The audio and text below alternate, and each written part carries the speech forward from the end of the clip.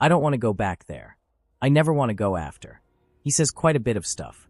He says he's not going to do anything funny, but he does. It's always a loving relationship. But it's not safe. I feel like there's something trapped in him. He always says, lie for me. But that's not going to lie. He's evil. He's the devil. He's the devil. These are not the words of an adult. They are the words of an 11-year-old girl, trembling with fear, desperately trying to explain the nightmare she has been forced to live in.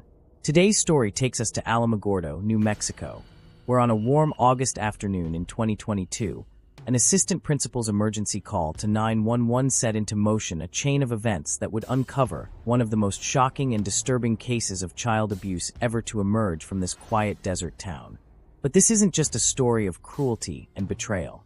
It's the story of a child's courage, the determination of investigators who refused to look away, and a courtroom battle that would leave the community stunned. Normally, on this channel, we focus on remembering those who lost their lives in brutal and tragic ways. We give them a voice, we tell their stories, and we make sure they are not forgotten. But today, we're doing something a little different. Because cases like this, cases of children being abused by the very people meant to protect them, are spreading like a plague. And the saddest part is, it's becoming almost normal. You hear stories like this in the news, and people shake their heads, maybe whisper for a moment, and then move on. But let me ask you, does that make it right? Does that mean we should just accept it as part of the world we live in? Absolutely not. That is why we are telling this story today. Because if we stay silent, then silence becomes complicity. If we let these stories fade into the background, then the cycle continues, unchecked, unchallenged. Every time we speak these truths, every time we share a story like this, we make it harder for predators to hide. We remind them that one day, there will be a reckoning. One day, the child they thought they silenced forever may find their voice. And when that day comes, everything will change. So if you're watching this, take a moment to like this video, share it, and leave a comment below. Not for me, not even just for this channel, but for the children living this reality right now. For the ones who are too scared to speak. Your engagement helps push this story further, and maybe, just maybe, it reaches someone who needs to hear it. Because not every story is about death. Some are about survival, about courage, and about the quiet voices that finally break the silence. In Alamogordo, New Mexico, an 11-year-old girl found that voice. For years, she carried a secret that no child should ever have to carry. And when she finally spoke, her words shattered the image of the man the world thought they knew, her father. This isn't just a story about a crime. It's a story about how abuse spreads like a plague when left unchallenged, how silence allows monsters to hide in plain sight, and how a single act of bravery from a child can change everything.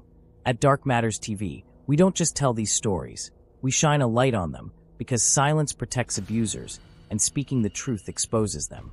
If you're here for more than just the headlines, if you believe that remembering the vulnerable, amplifying their voices, and standing against these crimes matters, then you're in the right place. So go ahead and hit that subscribe button, give this video a like, and leave a comment below. Because every time you do, you help these stories travel further. The truth is, abuse thrives in silence. And when silence is broken, so is the abuser's power. On August 23, 2022, dispatchers in Otero County received a frantic call from the assistant principal at a local middle school. A student, just about 12 years old, had confided in another child that she was being raped by her father. The words hit like a hammer. The assistant principal explained that the disclosure wasn't whispered in private. It was overheard during a Snapchat conversation with a little boy. His mother saw the messages. She heard the tone in the girl's voice, and she knew immediately that something was deeply wrong. The girl said she was terrified, that her father had just gotten home, that she didn't feel safe. And in that moment, the adults around her had to make a choice, to believe her, to act quickly, or to risk another child falling through the cracks. Dispatchers reassured the assistant principal that help was on the way. Deputies from the Otero County Sheriff's Office were dispatched immediately. The child's name was withheld in the records, but her father's name was clear, Ryan Reese. Ryan wasn't a stranger to Alamogordo. Neighbors knew him. He had lived in the area for years. To many, he looked like just another working-class dad. But behind closed doors, something darker was festering. When deputies pulled up to the address, they didn't find the girl. Instead, the landlord next door stepped forward with unsettling news. What are you looking for him for? The landlord asked. Does he have a daughter? Like a young daughter? 11 or 12? Yes, the landlord replied. Well, they're looking for her, the landlord said nervously. She wasn't here right now. That's the reason why I was going to walk over there and look for her. I didn't know that she ran off. The tension was rising. A girl was missing. Her father was searching. And the question was he searching to find her or to silence her? When deputies located Ryan Reese, he was already out looking for his daughter. He acted concerned, almost overly so, giving the impression of a parent desperate to find a runaway child. When was the last time you saw her? A deputy asked. This morning before work, Ryan replied. She gave me a hug, told me she'd see me when she got home. Now she's gone. The dog's gone too. I've been trying to call her, but she won't answer. The deputies pressed further. Had there been an argument? Any reason she might run? Ryan shook his head. No arguments. No fights. The only thing, she wore something to school yesterday I didn't approve of. It wasn't appropriate. I made her throw it away. But by the end of the night, we were fine. We ate dinner. No yelling, no hitting. Everything was normal. His words were calm, measured. Almost too measured. Deputies noted his nervousness, the way his voice shifted when certain questions came up. Something wasn't right. As investigators tried to piece together Ryan's story, dispatchers managed to get through to the little girl on the phone. Her voice was small, fragile, but her words carried the weight of years of pain. I'm scared to go home, she whispered. I don't feel safe. My dad wasn't even home when I got there. I'm scared. The dispatcher tried to calm her. Honey, we're here to help. We just need to know where you are. Are you hurt? Do you need medical help? No, she replied softly. I don't need medical help. I bit myself. Because I was stressing. Her self-inflicted wound was a sign of what investigators already feared. She had been living under conditions so traumatic, so unbearable, that even her own body had become an outlet for the pain. As the call continued, the girl described seeing a silver building nearby. She said she was trying to make her way to a friend's house. Somewhere she believed she would be safe. Somewhere her father couldn't find her. This wasn't the behavior of a child who had simply run away after an argument about clothes. This was the voice of a child who was running for her life. As we continue to piece this puzzle, make sure you subscribe to the channel. These stories are heavy, and they take hours of research and work to bring to life. Subscribing ensures you don't miss the next case we cover, and it also helps spread awareness for victims who can't speak for themselves. Back at the scene, deputies compared the girl's words with Ryan's story. The cracks began to show. Ryan insisted there had been no fights. No history of his daughter running away. He framed himself as a caring father, a disciplinarian perhaps, but never abusive. But the girl's disclosure painted a horrifyingly different picture. She said the abuse had begun years earlier, as far back as kindergarten. She described acts that no child should even know exist, let alone endure. She said her father told her to lie, that he trained her to protect him, to cover his tracks. He's the devil, she told investigators. He says he won't do anything funny, but he always does. He tells me to lie for him, but I'm not going to lie anymore. Her courage was staggering. At just 11 years old, she was standing against the one person meant to protect her. For the deputies, the case was no longer about a runaway. It was about survival. With the girl located and her fear laid bare, deputies knew they had a duty that went beyond finding a runaway child. This was now a case of possible long-term child sexual abuse, something that required delicate handling, airtight evidence, and the courage to press into the darkest corners of one family's life. The girl was brought to safety. Investigators sat down with her in a controlled, supportive environment, and what she revealed was chilling.